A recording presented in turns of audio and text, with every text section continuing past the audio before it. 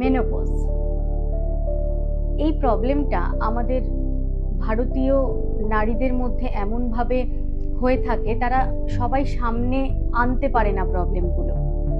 Menopause প্রবলেমটা pre menopause, during menopause এবং post মেনোপজে আমাদের নানা রকম সমস্যার সম্মুখীন হতে হয়। যেমন পিরিয়ডের প্রথমে ইরেগুলারিটি, তারপর বন্ধ হয়ে যাওয়া, এর ফলে মুড সুইং, কিছু ভালো লাগে না। আমাদের মেয়েদের শরীরের মধ্যে গঠনের কিন্তু বিভিন্ন চেঞ্জ হতে থাকে। এটা মানসিকভাবে এবং শারীরিকভাবে দুইভাবেই হতে থাকে। অ্যাকচুয়ালি এই টাইমের আমাদের মোস্ট দুটো ইম্পর্টেন্ট হরমোন, প্রোজেস্টেরন এবং ইস্ট্রোজেন, এই দুটো হরমোন কিন্তু আমাদের পিলার, বডিতে একটা পিলারের মতো কাজ করে।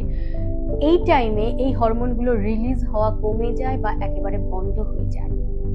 এর ফলে আমাদের কি হয় বডিতে না, এটা শুধু পিরিয়ডের রেগুলারিটিটা মেনটেন করে তা নয়, অ্যাকচুয়ালি আমাদের বোন হেলথ, মানে হাড়ের যে মজবুত, সেটাও এর উপর ডিপেন্ড করে এই হরমোনের ওপর। তাছাড়া আমাদের ব্লাড ভেসেলের যে ফ্লেক্সিবিলিটি, সেটা নির্ভর করে। এছাড়াও আমাদের মুড, মানে মাথা ব্রেনের যে শার্পনেস, সেটা ডিপেন্ড করে। আমাদের যে রিলেশনশিপের মধ্যে যে ভালো লাগা, যে ফ্লেক্সিবিলিটি, সেটাও কিন্তু এই হরমোনের উপর ডিপেন্ড করে। যখনই এই হরমোন দুটো রিলিজ হওয়া কমে যায় বা বন্ধ হয়ে যায়, তখন কি হয় না, তখন আমাদের নানা রকম প্রবলেম শুরু হয়ে যায়। যেমন ধরুন পিরিয়ড তো বন্ধ হয়, বা যাদের পিরিয়ড হয় সেটা ইরেগুলার পিরিয়ড, প্রচণ্ড পেইনফুল পিরিয়ড। এছাড়াও আমাদের ভ্যাজাইন ড্রাইনেসের ফলে ইন্টারকোর্সে খুব প্রবলেম হয়ে যায়, যার ফলে স্বামী স্ত্রীর মধ্যে একটা দূরত্ব তৈরি হতে থাকে।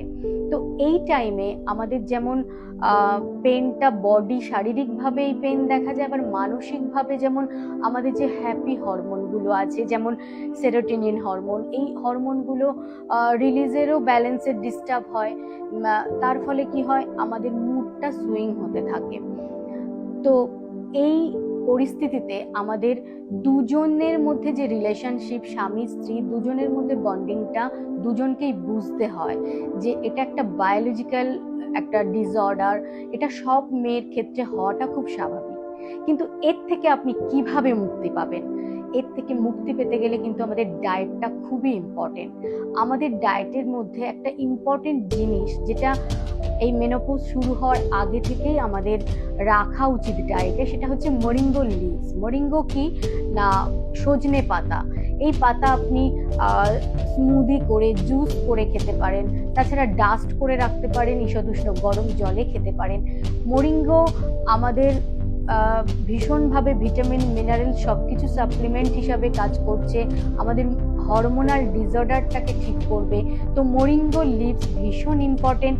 আর একটা ইম্পর্টেন্ট হচ্ছে আরও কিছু খাবার আমাদের ডায়েটে রাখতে হবে, যেমন আপনার curcumin, black pepper, lemon, vinegar, acid, যেটা অ্যাপেল সাইডার ভিনিগার যেটা আছে, সেটাও আমরা রোজ ডায়েটে ইনক্লুড করতে পারি। এই সমস্ত খাবার দাবার যদি আমরা ডায়েটে ইনক্লুড করি, তাহলে আমাদের হরমোনাল যে ডিসঅর্ডার, সেটা কিন্তু অনেকটাই পূরণ হতে পারে। তো মেনোপজ থেকে আপনি ভীষণ একটা ফুরফুরে জীবন পেতে পারেন।